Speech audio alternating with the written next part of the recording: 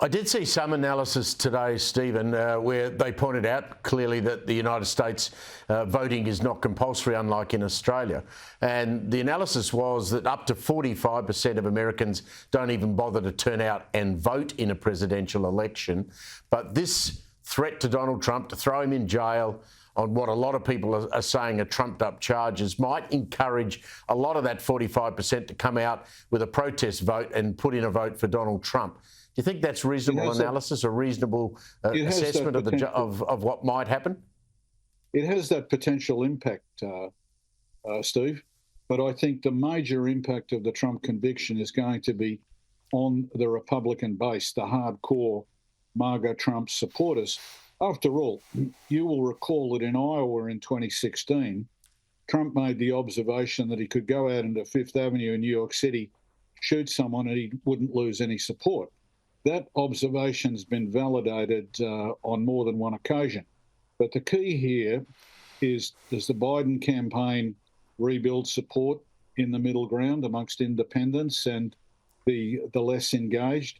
Does Trump surf a wave off this conviction? That's yet to be determined.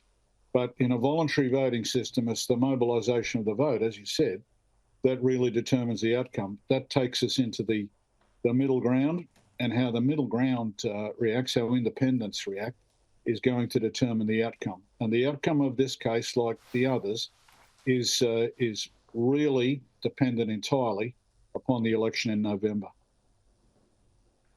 Australians sit back and watch this and look at America, and many of us have been there many times, and we have great regard for what America is and what it has been.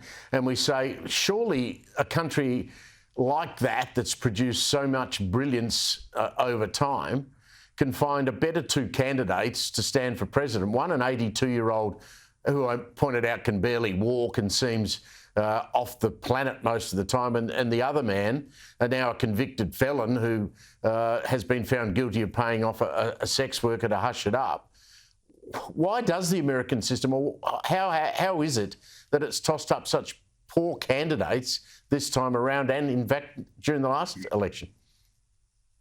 Steve, I'm constantly remembering German Chancellor Bismarck's observation that, I'm paraphrasing here, God looks after drunkards, idiots, little children in the United States of America.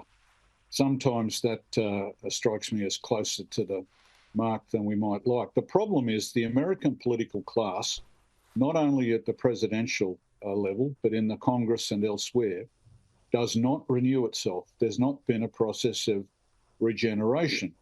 For example, the late Senator Dianne Feinstein of California died in office. She was in her 90s.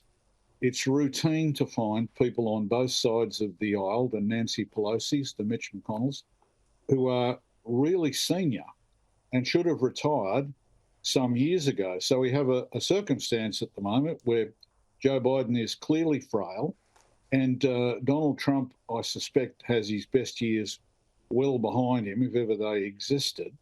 Circumstances are that we don't have the kind of generational change that we see routinely in other democracies, including our own. It's a failure of the American political class to renew and regenerate. That lies at the heart of the drama we're seeing at the moment. Just finally, Australia, what should we be doing in regard to our relationship with the United States? I mean, you're experienced in this area. We're dealing, I presume, with not with the President's office, but we're dealing with the military in a direct sense, and we still see them as our greatest ally. Should we be worried? It's always important in American politics to maintain links, both sides of the aisle in the Congress, in the House and the Senate, with the administration and with alternatives, and with those great agencies of state, be it the Pentagon, State Department, others. I think we've been able to do that over time. We've had a succession of very good ambassadors in Washington, D.C., who've maintained our interests. And in Washington last year, talking with senior American policymakers, they were impressed by the fact that we had sent a former Prime Minister as the ambassador. And I like to look at the Kim Beazleys and the Joe Hockeys and the Arthur Sinodinuses and think, job well done. They've been able to navigate very treacherous waters from time to time in terms of American politics. Sometimes not by jumping up and down about something, but by quiet diplomacy.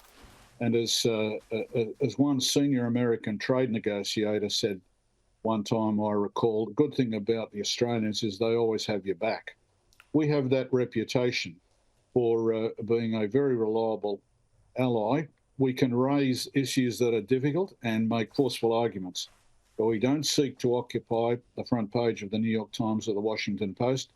Our ambassadors have been of quality, and it's been a bipartisan approach in both Canberra and Washington that really must continue now. Steve Loosley, great to catch up with you. Thank you very much for your time and your insight there.